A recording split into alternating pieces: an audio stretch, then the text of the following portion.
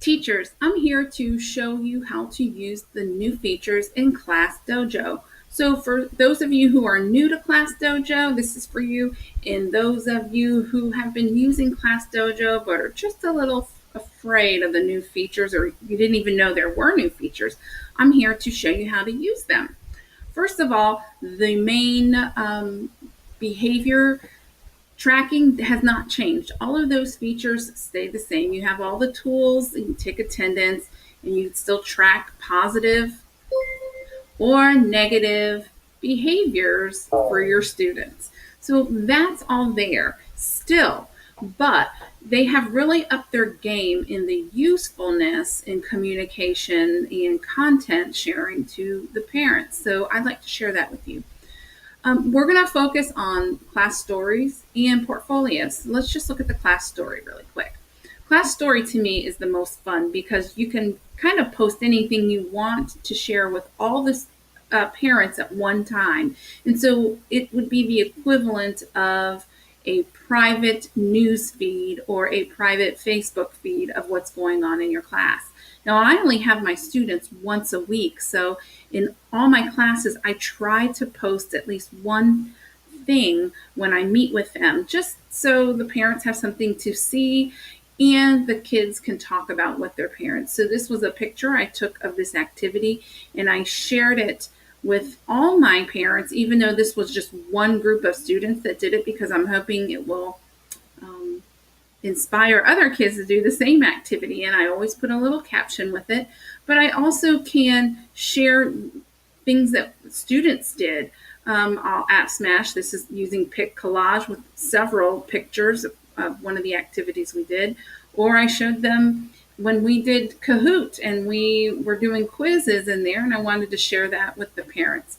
So again, this is something that is fun. You can add files that they would have to download. I took a picture of this, which is a file, because I think it's easier for the parents to just open a picture.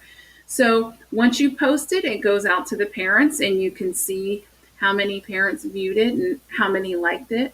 So I think that's a really fun feature to be able to share. This is also very useful for you to post announcements. So tomorrow, my folders are going to be going home. So I'm going to post that to all the parents that the folders are coming home, and the permission slip is going to be in that folder. So please make sure to look for that coming home tomorrow. So that's that.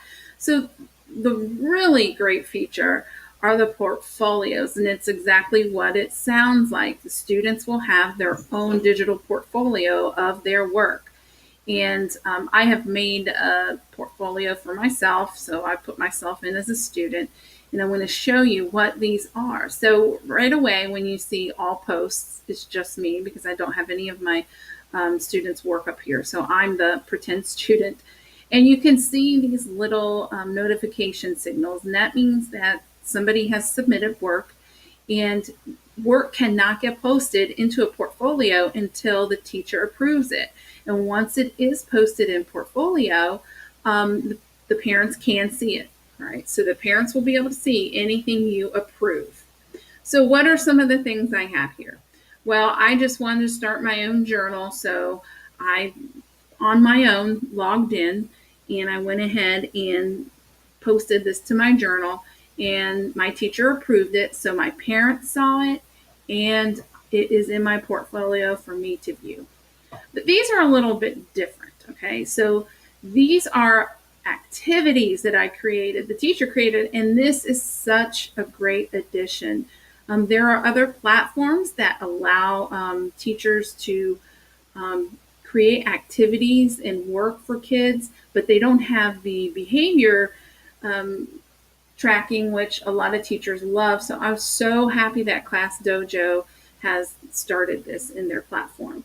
So you can create activities for your students while you're working with one group and you want a students to do something else at their seat, or in small groups or during Daily 5, you can assign activities. So this is one of the activities that I assigned. It was technology around the building, and we're learning about technology and what makes technology. So students did a building walk, and they took pictures of technology around the building, and they're going to pick their favorite one to upload.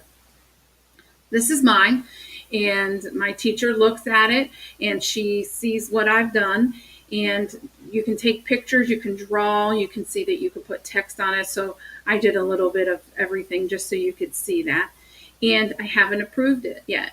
So as you can see, when I approve an item, when the teacher approves an item, it goes to the parents and the student's portfolio. So once I approve it, there's no going back. That child's work is submitted, and I can add a comment. I can like it, and I can add a comment, and I can also say, ask them a question. What problem does a stapler solve?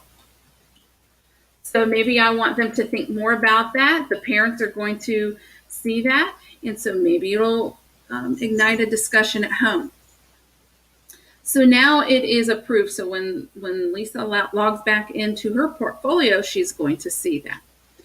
So that's one thing that you can do. Another thing that I have created is an exit slip.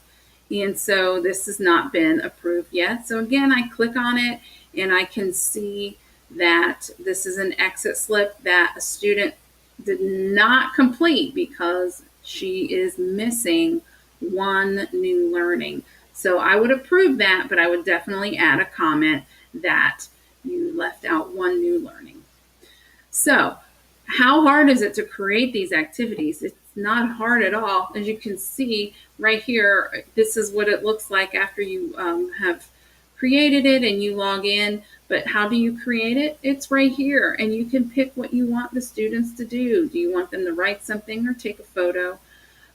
Perhaps I want them to record a video because they're doing group work while I'm with the reading group. So I'm going to say group evidence.